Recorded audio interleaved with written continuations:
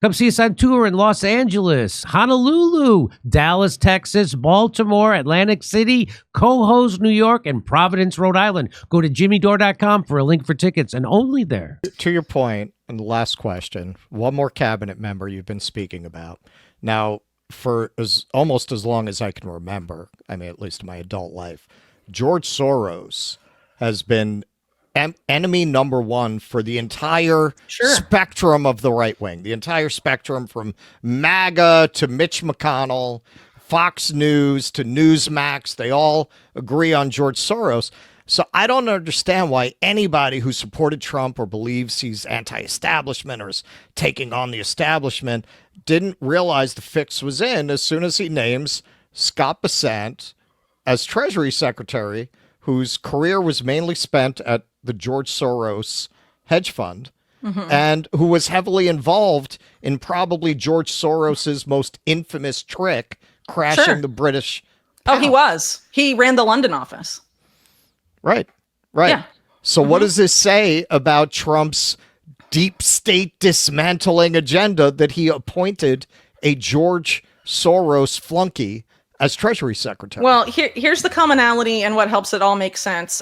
Who basically capitalized George Soros's first fund back in like the 60s or whatever? The Evelyn de Rothschild banking interests at Bank de Privy. And basically, what has George Soros done most of his career? How did he make his money? Currency speculating. What did people like Jeffrey Epstein do that worked for that same network? Currency speculating. Jimmy Goldsmith, who I mentioned earlier with Rothschild Inc., currency trading, who was considered and named by the New York Times to be part of a currency trading cabal that involved people like Joe Louis, who broke the British pound with George Soros. The currency speculators, no one really looks into them and their ties to oligarchs or intelligence agencies. They're sort of treated as these, super smart Wall Street guys. Well, where do you think they get the intelligence from to make those trades? Or how do you think, they're able to facilitate these like massive shorts and make these massive bets and actually have that translate into something? And how do they get this? How are they unaccountable? Because there was a time too when like Soros and some of these other guys were basically collapsing economies all around the world. There was calls for accountability and something to make that not happen, and nothing was done. And that means the prevailing global power structure saw nothing wrong with that or was directly benefiting from that. I think that's pretty clear. So George Soros he's been a convenient boogeyman, and he's certainly been involved in a lot of terrible things, among them financing color revolutions, for example. But you don't think color revolutions are also financed by, I don't know, cutouts for the CIA, like the National Endowment for Democracy, or even like neocon leaning groups that they like regime change just as much as anybody else, right?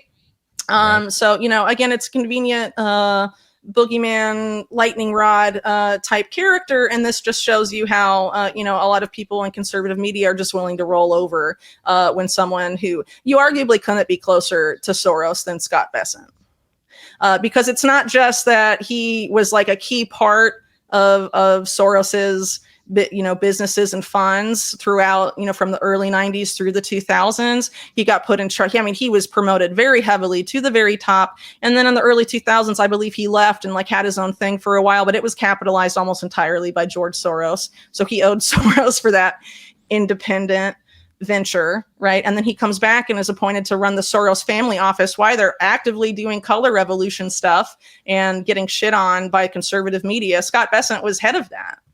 Right. And then, his current thing, Key Square, I forget exactly what it's called, but that was also largely capitalized by Soros money as well. And most of its founding employees with Bessent that Bessent brought on were also all from Soros world.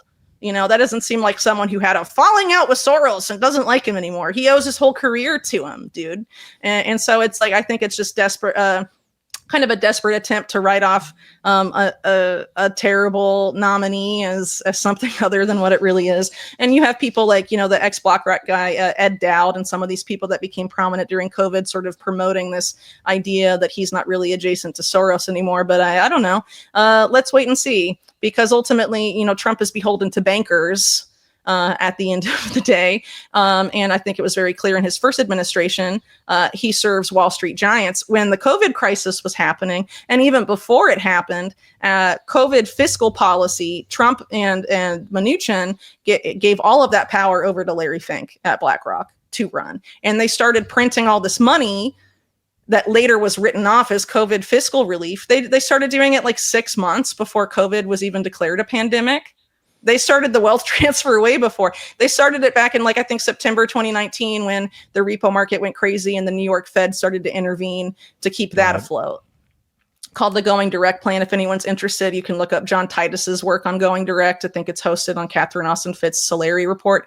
Very disturbing stuff. And Trump, Larry Fink was Trump's personal money manager for a long time, and he's a big fan of Larry.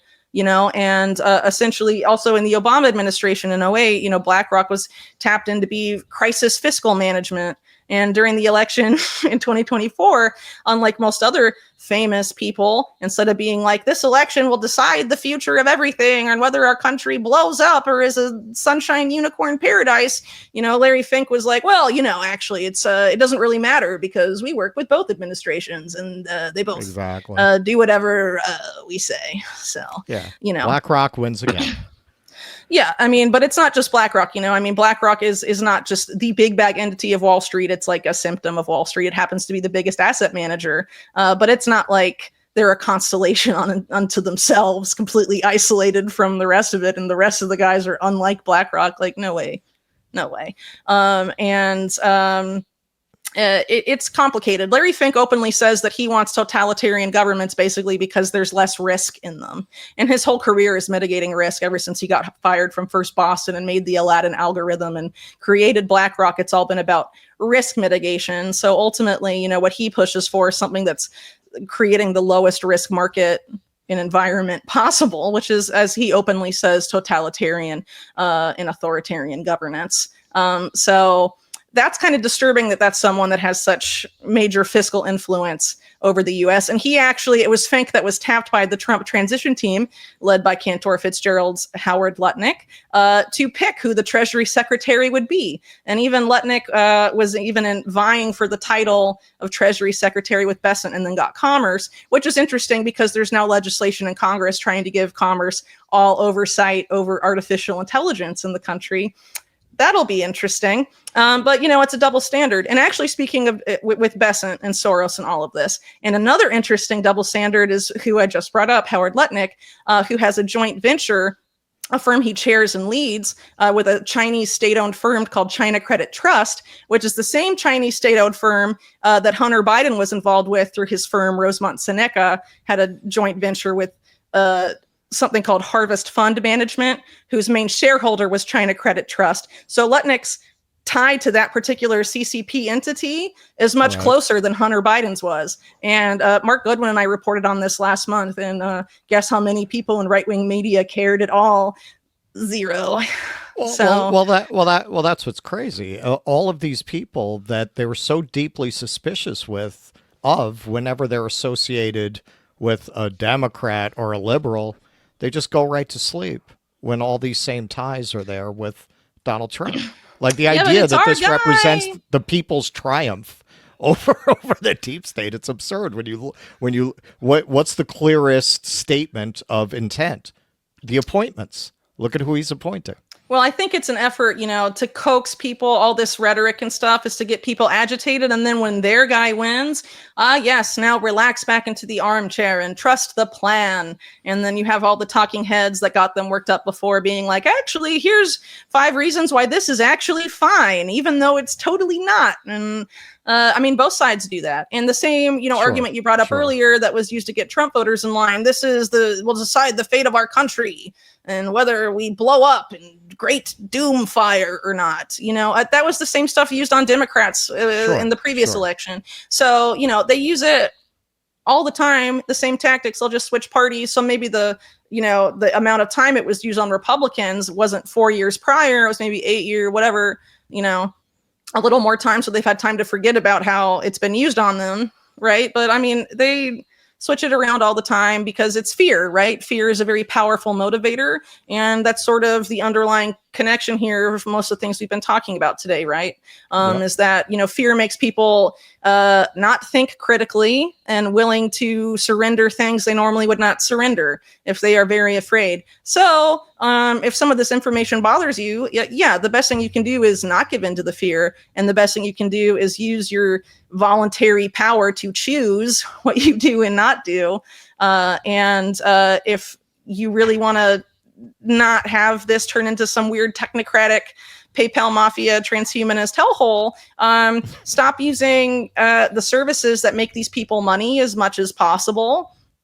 And don't comply with stuff that leads to that kind of system. And obviously the foundation of that is digital ID. It'll be the same playbook perhaps as vaccine passports. Without a digital ID, I can't go to the movie theater. I can't go to a restaurant. I can't fly. I can't do this and that. But if we have to do that for a bit, it's better than sleepwalking into tyranny that will be very hard to extricate ourselves from once we are in it, right?